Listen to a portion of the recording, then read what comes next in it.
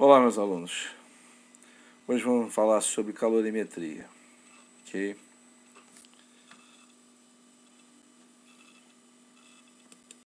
Bom, conceito de calor.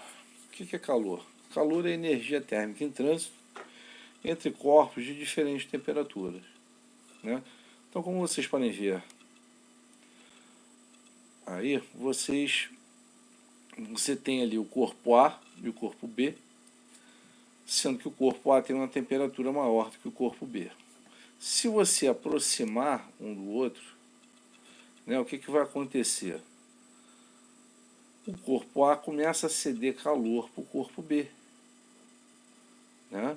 Então, sempre o sentido do calor é sempre do corpo que tem a maior temperatura para o corpo que tem a menor temperatura.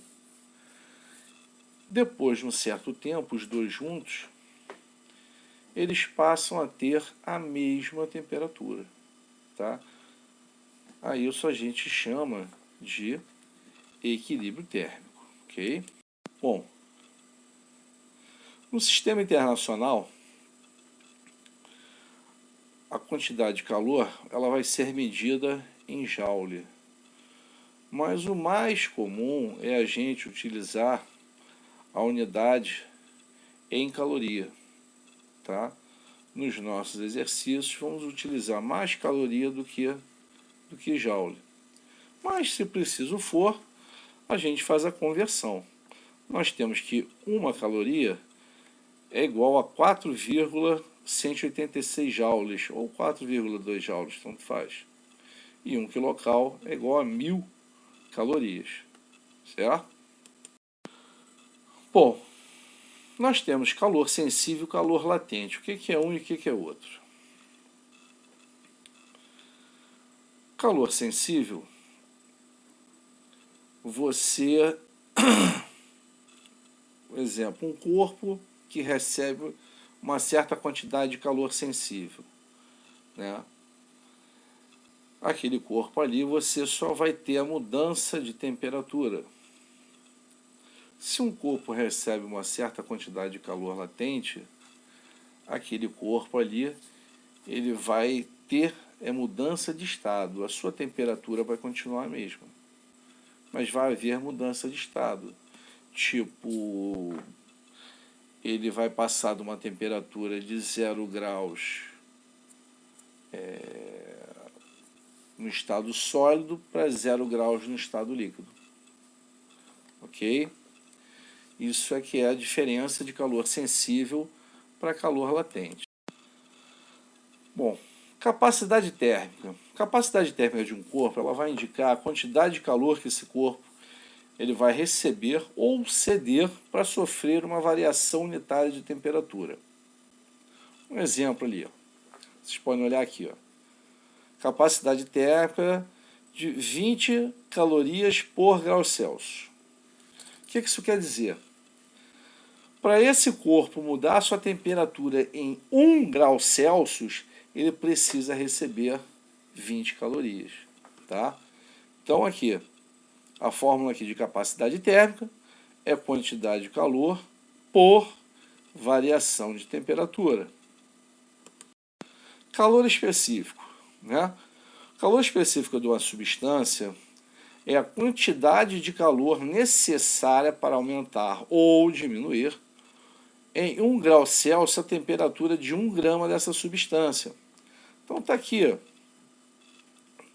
Você tem aqui o Czinho é o calor específico. Czão, né, o C maiúsculo, é a capacidade térmica. Aqui é uma outra fórmula da capacidade térmica, né, que é o produto entre a massa da substância e o seu calor específico. Obviamente, se a gente for calcular aqui o calor específico, basta a gente dividir a capacidade térmica dividido pela massa. Tem uma outra fórmula que vamos ver mais adiante. Logo aqui, a unidade de calor específico é caloria por grama vezes graus Celsius. Equação fundamental da calorimetria.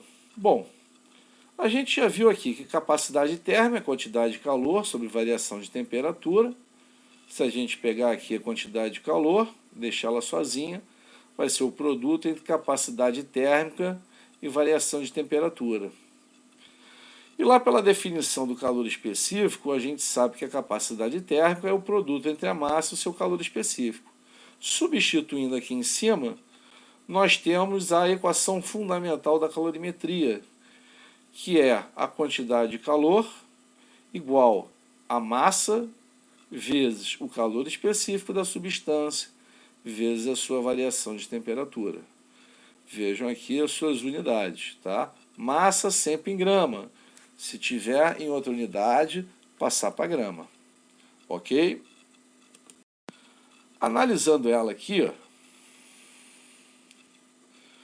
massa é uma grandeza sempre positiva, né? Não tem massa negativa. Calor específico também é uma grandeza sempre positiva. Mas a variação de temperatura, ela pode variar, ela pode ser positiva ou negativa. E aí a quantidade de calor, ela pode ser positiva ou negativa, né? Então, por esse motivo, o sinal de Q depende apenas do sinal da variação de temperatura.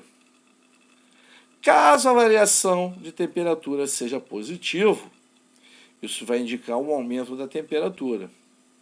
E o calor recebido é positivo. Variação de temperatura negativa indica uma diminuição de temperatura. E o calor cedido é negativo. Ok? Quando a troca de calor entre um corpo e outro, o que acontece? Um corpo tem a temperatura mais alta do que o outro. Então, quando você põe, né, vamos supor, uma barra de chumbo a 100 e tantos graus de temperatura, eu vou colocar dentro de um balde de água cuja temperatura está a 10 graus Celsius. O que vai acontecer? Né? Ao colocar essa barra de chumbo dentro do balde de água, a barra de chumbo, a temperatura dela vai começar a diminuir, enquanto a temperatura da água começa a subir, até que ambas chegam à mesma temperatura, ou seja, vão entrar em equilíbrio térmico, né? Então, o que acontece? Né? Tá a barra de chumbo a ceder calor para a água a receber calor dessa barra de chumbo. Então, se eu somar as quantidades, né, de calor, aí o que vai acontecer? Vai ser zero.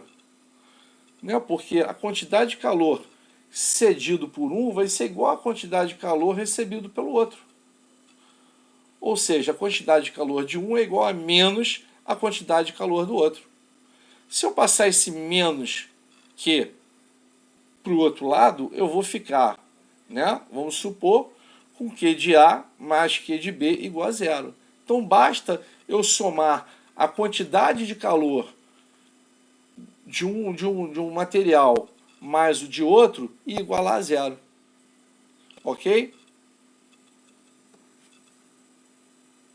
É basicamente isso daí, ó. É o que está aparecendo aí na tela. Então, aqui, ó. Princípio geral das trocas de calor. Em um sistema termicamente isolado, quando dois ou mais corpos trocam calor entre si, até ser atingido o equilíbrio térmico, a soma algébrica das quantidades de calor trocada por esses corpos é nula. Ok, senhores? Então, ficamos por aqui e vou deixar uns exercíciozinhos aí para vocês. Ok? Muito obrigado.